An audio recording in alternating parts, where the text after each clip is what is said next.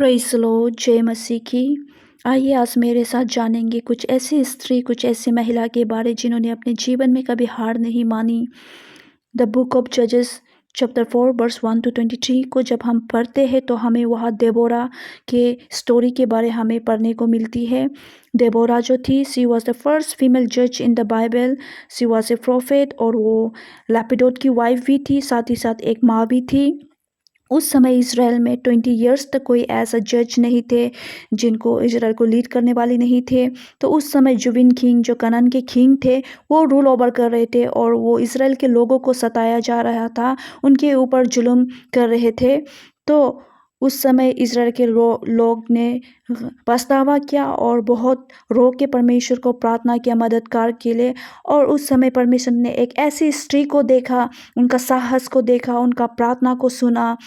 तो देबोरा को परमेश्वर ने चुना क्योंकि वो बहुत ही प्रेयरफुल थी और वो बहुत लॉयल थी अपने काम में, ऑनेस्ट थी, हार्ड वर्किंग थे और बहुत ब्रेव थे। उनका करेजेस को परमेश्वर ने देखा और उनको चुना इसराइल को लीड करने के लिए। और जो बारक नाम के जो लड़के थे, उनके साथ देबोरा मिलके इसराइल को न्याय दिलाया, इसराइल को जिताया गया। Praise the Lord. आइए हम जानेंगे कि परमेश्वर ने एक औरत को, देबोरा को ही क्यों चुना, क्योंकि उस समय बहुत से मर्द भी थे, उनको नहीं चुन के देबोरा को क्यों चुना। क्योंकि देबोरा जो थी बहुत ही हम्बल थी। वो एक प्रोफेट थे, जज थे और वाइफ थे और साथ ही साथ एक माँ भी थी। फिर भी वो अपने जीवन में कभी एक्सक्यूजेस नहीं दिया। आज कई सारा महिला जो है एक्सक्यूज़ेस देते हैं, मेरे बच्चे हैं, मेरे पति है, मेरे जॉब है, तो परमेश्वर के काम को नहीं कर पाते, परमेश्वर के पास नहीं आ सकते। पर हम देबोरा से हमें सीखने को मिलता है कि वो कभी एक्सक्यूज़ेस नहीं किया अपने कामों को लेकर। वो एक बहुत ही हम्बल, सॉफ्ट चरित्र वाली औरत थी, क्योंकि हमें पता चलता है कि वो इतने अच्छी पोजीशन जज होने के बावजूद भी, प्रोफेट होने के बावजूद भी, वो एक सिंपली पाम ट्री के नीचे बैठकर लोगों को न्याय दिलाती थी, लोगों को परमेश्वर के बारे बताती थी। आज कई सारे महिला वुमेन इंडिपेंडेंट के नाम को लेकर और जो वुमेन एम्पावर के नाम को लेके गलत गलत प्रोपोगंडा फैला रहे हैं, परमेश्वर से दूर होके बहुत ऐसे ऐसे चीज़ कर रहे हैं जो नहीं करना चाहिए। तो इसलिए परमेश्वर ने देबोरा को चुना है। आज आप हम भी अगर प्रार्थना करने वाला विश्वासी औरत बनेंगे, विश्वासी लोग बनेंगे, अगर परमेश्वर को हम अपने जीवन में आगे रखेंगे तो परमेश्वर हमारे द्वारा बहुत काम करेंगे। Praise the Lord. और हमें जो दूसरा कैरेक्टर जानने को मिलता है, जो जुबिन किंग थे कनान की, वो बहुत ही घमंड थे, उनके अंदर प्राइड थे।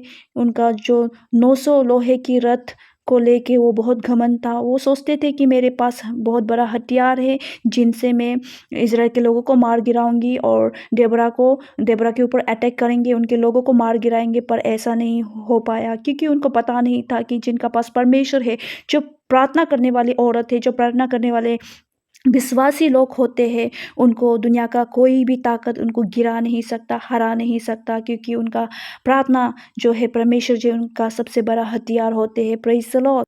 इसलिए उनके बाद इतना बड़ा हथियार होने के बावजूद वो हरा नहीं सका।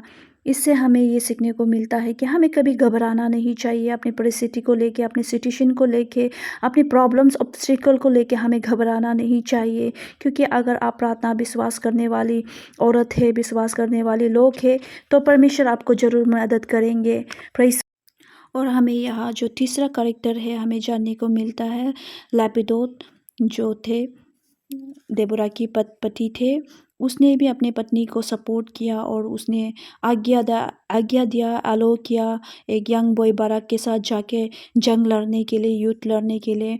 इससे हमें पता चलता है कि पति पत्नी में भी बहुत ज़्यादा म्यूचुअल अंडरस्टैंडिंग होना चाहिए। सबसे पहले तो आपके चरित्र को आपका पति या पत्नी जान। देबोरा भी बहुत अच्छी चरित्र वाली औरत थी। वो अपने फ़र्ज़ अच्छे से निभाते थे। एक अच्छी मम्मी की फ़र्ज़ को निभाया, एक अच्छी पत्नी और एक अच्छी जज, एक अच्छी प्रोफेट। वो अपने परिवार को भी सँभालते थे, परमेश्वर का काम को भी करते, साथ ही साथ अपना जो प्रोफ़ेशन थे जज के, उसको भी उसने निभाया। इसलिए उनका हस्बैंड भी उनके ऊपर खुश थे। इसलिए वो अलाउ किया एक यंग लड़के के साथ में जाके युद्ध लड़ने के लिए। इसी तरह एक दूसरे को सपोर्ट करना चाहिए, पति पत्नी में एक दूसरे में सपोर्ट अंडरस्टैंडिंग नहीं होंगे तो फिर परमेश्वर के काम में रुकावट आएंगे। Praise the Lord.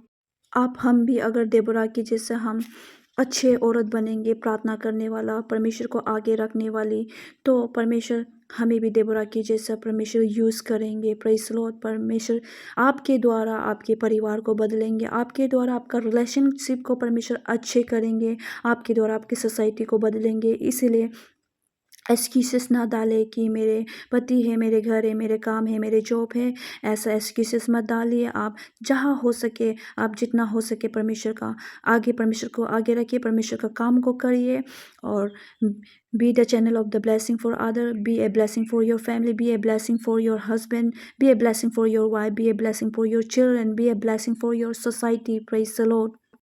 आइए हम कुछ वचनों को पढ़ेंगे। Proverbs 16:24 gracious words are honeycomb sweet to the soul and healing to the bones. यहाँ कहते हैं कि जो अच्छे शब्द होते हैं वो हनीकॉम्ब जैसा मीठा होता है, वो शरीर के लिए भी अच्छा होता है और वो हीलिंग भी देते हैं। समटाइम हम ऐसे ऐसे गलत शब्द का प्रयोग करते हैं जिन्हें हमें नहीं करना चाहिए। बीइंग ए क्रिश्चियन वुमेन हमें मुंह से ऐसी गालियाँ नहीं निकालनी चाहिए अपने बच्चे के ऊपर, अपने हस्बैंड, अपनी वाइफ के ऊपर, किसी के ऊपर भी हमें गलत शब्द का इस्तेमाल नहीं करना चाहिए। आप जैसे सब मुंह से बोलेंगे ऐसे ही होंगे। इसलिए हम ऐसा औरत ना बने जो किसी के घर को तोड़े या किसी की रिलेशनशिप को तोड़े। हम ऐसा औरत ना बने केवल, बल्कि हम ऐसा मसीह विश्वासी औरत बने जो हमारे बातों द्वारा लोगों जो टूट के बैठा हुआ है, जो टूट के बैठा हो उनको जोड़ने वाला, उनको प्रभु के पास लाने वाला, ऐसा हम विश्वासी औरत बने। Praise the Lord. इसलिए कोई भी सिचुएशन, परिस्थिति, प्रॉब्लम को देख के घबराइएगा मत, खुद को कभी भी कमज़ोर मत सोचिए। हम औरत है, कुछ नहीं कर सकते, ऐसा नहीं है। हम सही तरीक़ा से परमेश्वर की विज़डम को लेके, वचन को लेके हम चलेंगे तो हमारे द्वारा बहुत परमेश्वर काम करेंगे, जैसे देबोरा को किया। और मैं और एक स्त्री के नाम लेना चाहती हूँ जो एस्टर क्वीन है। वो भी ऑर्फन थी, उनका कोई सहारा नहीं थी। वो भी अपने जो कजिन थे उनके मोर्देखाई के साथ रहती थी। जब हम book of Esther chapter 4 verse 15-16 को पढ़ते हैं तो वहाँ हमें जानने को मिलता है कि एस्टर क्वीन भी बहुत प्रार्थना करने वाली, विश्वासी, उपवास करने वाली स्त्री थे। इसीलिए उनके इस विश्वास, प्रेयरफुल लाइफ के कारण परमेश्वर ने उनको ऑर्फन होने के बावजूद उनको क्वीन का पोजीशन को दिया। इसी तरह हम भी अगर प्रार्थना करने वाले विश्वासी औरत बनेंगे तो परमेश्वर हमें अच्छे अच्छे पोजीशन में खड़ा कराएंगे, हमारे सिचुएशन को परमेश्वर बदलेंगे। इसलिए कभी गिव अप मत कीजिए परमेश्वर में। May God bless you all.